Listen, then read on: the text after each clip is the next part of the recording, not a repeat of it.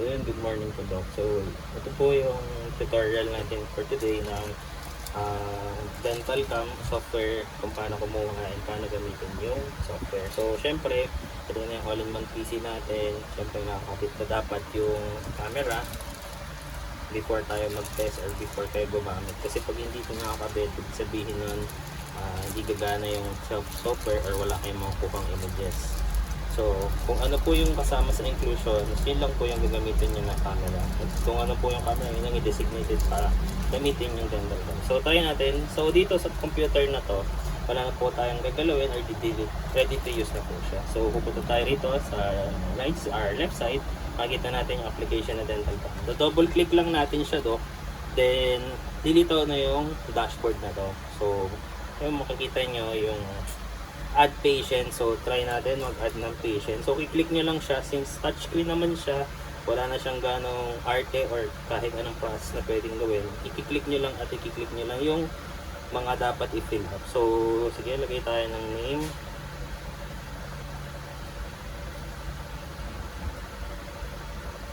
Yan. So age, siyempre mahalaga po yan para sa record ninyo. Then pag okay na yung mismong i-fill upan nyo, pwede na siya i-save. I-click nyo lang dito sa right side, click save. Do you want to save medical record? Siyempre malalabas na prompt na ganyan, yes nyo lang po siya. Save. So naka-save na po yung yung information. Then pupunta na po tayo sa capture. So i-click lang natin sa baba ng patient, kung nakikita nyo ito, i-click lang po natin yung diagnosis para sa camera. Yan. So dito sa side na to, kung makikita nyo, meron take picture, record, or zoom in, zoom out, actual size. Ito po yung mga settings ng camera. So pwede, kasi dito naman sa camera meron na po tayong take picture, which is yung capture niya mismo. Pag kinlik po natin tong capture camera button na to, usa po siyang magte-take ng picture. So sa baba naman ng camera button, sa baba naman is yung comparison. So pwede, yun po yung apat na camera na pwede natin gamitin. So one click, may record na agad siya dito. Then second click, third click, fourth click. So apat yung image na pwedeng pumasok sa kanya. So kung feel nyo hindi pa rin siya okay para sa inyo or gusto nyo siya ulitin, i-click nyo lang dito yung clear. Then babalik na siya sa mismong camera option niya. Then dito naman meron pa tayong mga settings dito. Syempre yung QR code, pag may internet lang tayo tsaka lang naman natin ito magagamit. Then yung close, pagsasarado ng kusa yung camera pag hindi nyo na siya gagamitin. Yung open naman, syempre close open lang yan. Yung setting na yan, kapag close, walang camera. Pag open yung camera. Tapos pag may okay na siya, kung feel nyo may capture na, ayan, capture tayo. Save lang natin. Pag na-save na, pwede na tayo mag-edit. Sa baba ng diagnosis at comparison, may edit tayo makikita, which is ito. Do-double click lang natin yung image na kinapture natin dito. Yan. Dito nyo sa part na ito makikita nyo yung captured nyo na images. So pwede kayo dito maglagay ng text or mag-drawing ng measurements nyo. Ayan, may measurement tayo rito. Steps. I-click sa text naman, i-click nyo lang yung A, then i-click nyo rin sa mismong part na gusto nyo lagyan ng text. Pwede rin siya ma-drag para ilapit nyo siya dun sa mismong measurements nyo. Yan. Pag okay na sa inyo or na-measure nyo na lahat or hindi nyo na kailangan i-edit, save nyo lang po. Yan. Okay. So sa report naman, pag feel nyo okay na siya, okay na lahat, nagagamit or parang nagawa nyo na yung pinaka-process natin or gusto nyo gawin, click nyo lang po yung report. Then lilitaw dito yung mismong pwede nyo siyang i-print or hindi, pwede nyo lang picturean or i-save as PDF para ma-send sa client or sa patient yung yung image. So click lang natin to. So before nyo i-fix or ilagay yung ano, i-make sure nyo lang po siguro na yung ilalagay yung picture is yung pinaka okay or yung pinaka gusto nyo talaga. So i-click lang natin yung box, then i-click tayo ng picture, double click, then sunod-sunod na po siya hanggang sa mapuno nyo yung column. So ayan, sa baba nito may symptom or suggestion. Pwede po kayo rito maglagay ng text nyo or parang findings nyo or suggestions sa patient kung paano gagawin nila, kung need na ba ipabunot or hindi pa, need pa nagpasta. So after nyan, kompleto nyo na yung mismong dalawang to, pati yung mga images, save nyo lang siya, then print. Or kung gusto nyo, huwag mo na i-print, gusto nyo i-save lang muna. Yan siya, okay na siya, nakasave na siya. So, yun lang po yung pinaka demonstration ng dental cam. If may mga question po kayo, pwede po kayo mag-message sa Facebook and sa Messenger ng Bedstar Dental. Thank you po. So, ayun, sa continuation po ng demo natin today po, ito naman po yung intraoral scanner natin. Ito yung portable x-ray natin. So, ito, ang included dito is yung mismong sensor ng natin na gagamitin natin today. So yan, dito rin yung USB, which is yung drive kung saan manggagaling yung pinaka ano natin to. Then ito yung x-ray natin, portable mini x-ray natin. So yan, nakita nyo, ganyan siya pag starting ng x-ray. So wait, pag nakaganyan yung position niya, okay na siya, wala na kayong babaguhin kasi naka-fix na to, and parang sa mode na lang siya magbabago ng oras niya. Yan. Then sa teeth. Then yung up down is yung kung gusto niyo taasan or tagalan yung yung seconds ng capture niyo. Pero pag pinatay niyo siya,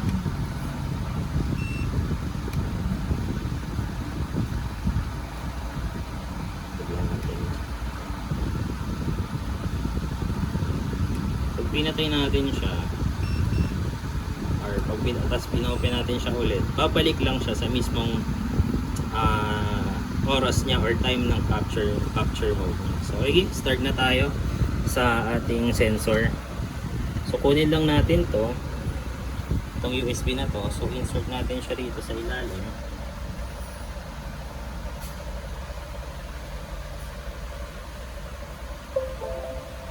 So ayan, once na may lumabas na dito na autoplay USB drive, click lang natin siya. Then, pag lumitaw to, open folder lang. So, dito sa USB na to, may nakalagay na file na CAL, manual, software, and video. So, sa calibration, andito yung calibration file. Hindi nyo po to pwedeng i-delete or something na ililipat nyo sa ibang USB. Kung nasan siya, dapat nandun lang siya. Next is yung manual. So, sa seller natin, meron naman siyang kasama ng manual, PDF manual. So, double click nyo lang, okay. Then, lalabas siya dito. Makikita nyo dyan lahat ng dapat nyong malaman.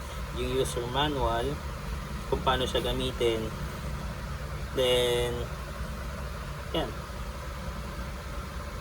Dyan nyo makikita or mahahanap yung mga ibang questions na hindi nyo or hindi nyo alam.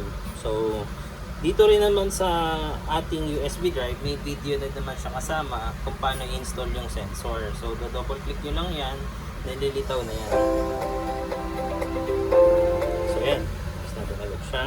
Then, syempre, punta na tayo sa software. Software is yung main software na parang gagamitin ng sensor para makakuha siya ng image. So, double click lang natin yan.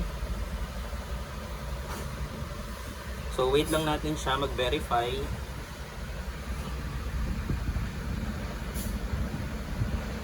Then, nilitaw to, installer language. Siyempre, English tayo. Okay. Next, kiklik lang natin yung next. Then, agree. Then, next. And, install. So, wait nyo lang siya matapos. Finish. So, yan. Pwede na natin isaksak yung sensor. sensor na to. So,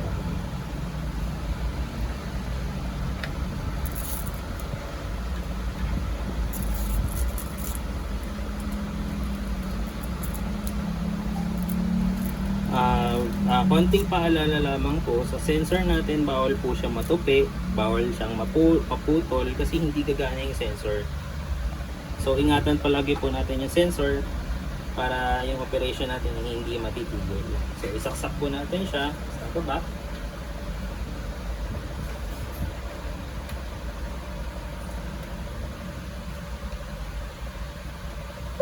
Ayan. So nakasaksak na siya. So sa unang so yan, mililitaw dyan na ganito, automatically import calibrated file. So pag in-okay nyo siya, automatic yung calibration file papasok sa software. So yun siya, okay lang. Then installed na yung image sensor ninyo. Then double click natin yung image sensor.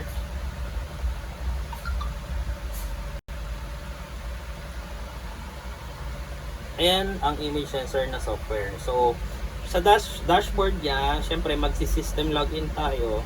Sa part na to, ilalogin nyo na lang siya. So, bali isang user lang kayo. Login. So, ito na yan. Syempre, before tayo mag-start mag-capture or kumuha ng mga images from software or sa sensor, ika-calibrate muna siya natin ng manually. So, click list setting.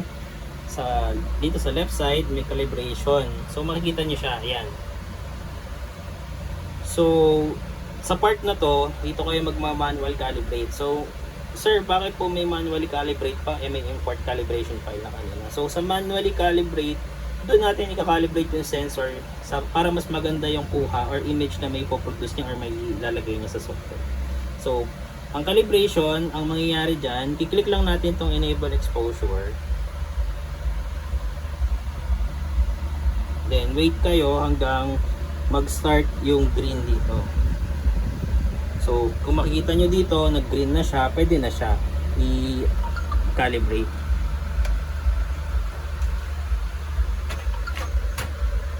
Siyempre, kaka-calibrate tayo, kukunin nyo muna ito, yung silver. Kasi ito yung magiging pang-calibrate natin sa sensor para makakuha siya ng magandang image. Kunin lang natin to. Ito siya. Ito ay aluminum. So, ilalagay natin siya dito sa part na to. Taas na mismo ng sensor.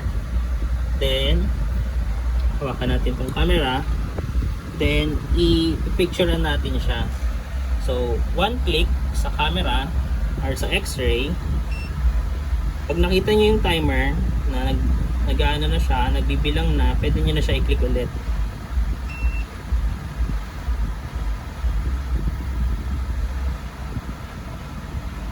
So bali 8 times to ninyo gagawin. Sige, dire-diretso lang natin. So kung makikita nyo, nag-expose ng kusa or pumapasok ng kusa yung shot dun sa mismong software. Yun po ang calibration.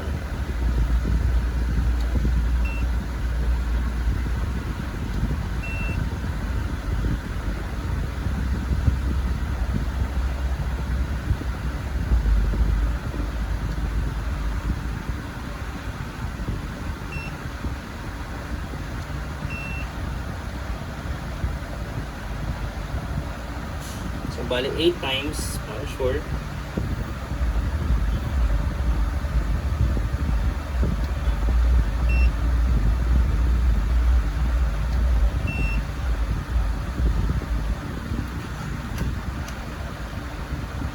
So may encounter niyo yung gantong part lock. Kung pag nagkaroon siya ng error, ang gagawin niyo is i-close niyo lang ulit yung x-ray. Then open niyo lang ulit. Sir, bakit po may mga error na ano? So ibig sabihin nun, may na-misclick kayo or mali ang timing ng pag-capture sa x-ray. So click ulit natin siya. Then click natin ulit siya.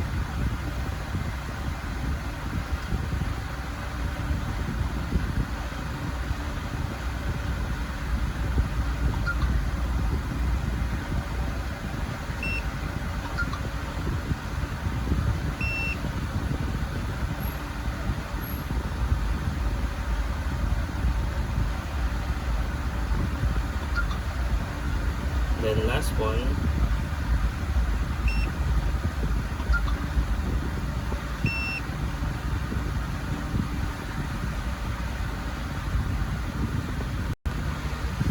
So, complete na yung calibration natin. So, once na nakompleto nyo na yung 8 images na to, pwede nyo na i-click yung calibrate. Once na nakita na dito ang calibration complete, pwede na tayong pumunta sa patient. Pwede na tayo ulit, or pwede na tayo mag-capture.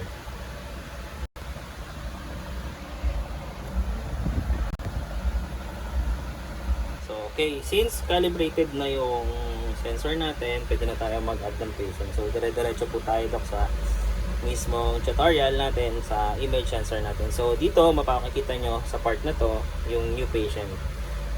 So syempre, fill up natin yung dapat i-fill up, yung pinaka-importante, para hindi tayo magkaroon or hindi kayo magkaroon ng problema sa patient record nyo. So, fill up lang tayo.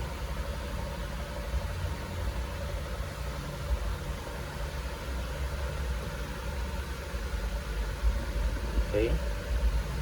So, yan. Okay na siya. Save natin. So, meron na agad na Juan de la Cruz na patient. Once na natapos kayo sa patient record, nilipat agad siya ng acquisition. So, dito sa acquisition, makikita natin yung mga tip number sa part na to. Dito naman sa part na to, ito yung exposure ng sensor. Once na kinlik natin to, magpe-preparing siya, then mag-open siya. Once na naka-ready siya, pwede na tayo mag-capture. So, try natin mag-capture. So, sa capturing natin, gamitin ko muna yung daliri ko. And then, ganyan ang position niya. So, syempre, kailangan tapat na tapat sa ngipin. Pero syempre, kailangan pa rin natin yung parang malinis na paggamit. Syempre, lalagyan natin siya ng plastic. So, try natin mag-capture using my finger.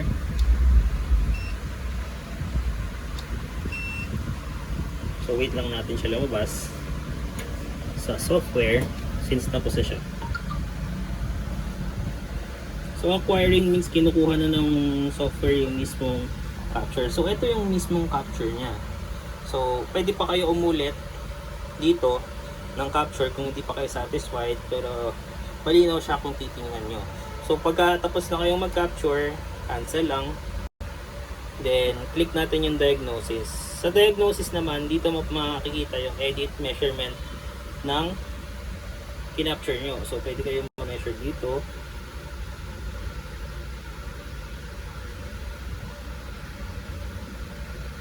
Yan. Pwede kayo mag-measure dyan. The hand or mismong yan. Mismong measurement.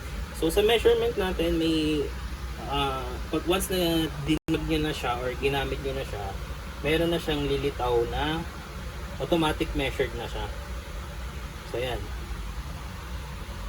So, pag okay na siya, pwede nyo siyang i-edit dito sa baba. Kung need nyo ng heat map or need nyo ng GET. So, syempre, ayan, nandyan yan sa gilid. So, gray lang natin siya, syempre. Sa baba naman, may normal, may smooth, may sharp, may HD. So, lagyan natin siya sharp, sa sharp. So, ayan yung sharp niya, smooth, and HD. Okay? So, pagtapos na tayo rito sa part na to, pwede na natin siyang i-report, mag-report, or lumipat sa report na page. So, wait, balik tayo sa diagnosis. Siyempre, lagyan natin tong capture natin. Click natin tong report.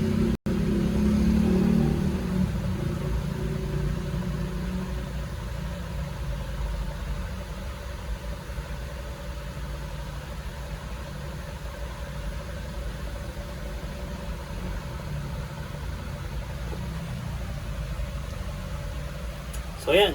Meron na tayong report na page. So, ito, sa report page natin na to, pwede natin siyang i-drag na lang dyan. Then, dyan makikita yung capture natin kanina. So, sa capture natin kanina, andyan na siya. Double click ko lang or pwede siya i-drag. Sa baba naman, pwede kayo mag-type ng inyong diagnosis or mismong suggestions patient kung bubunutin ba or ano mang need gawin. Sa gilid naman natin, sa part na to, dito magkakaroon ng add page. Okay? Ito yung add page, minus page. Kunyari, nasobra kayo ng page. Landscape or portrait yung gusto nyo, paper setting. Then, pag okay na siya, syempre, ilalagay nyo lang yung create report. Ayan na siya. Pag okay na kayo, then, pag natapos yun yung report, save nyo lang. Save successfully. So, okay. So, syempre, pag natapos na yung report, balik lang kayo sa patient, double click nyo lang siya. Meron na siyang sariling report makikita.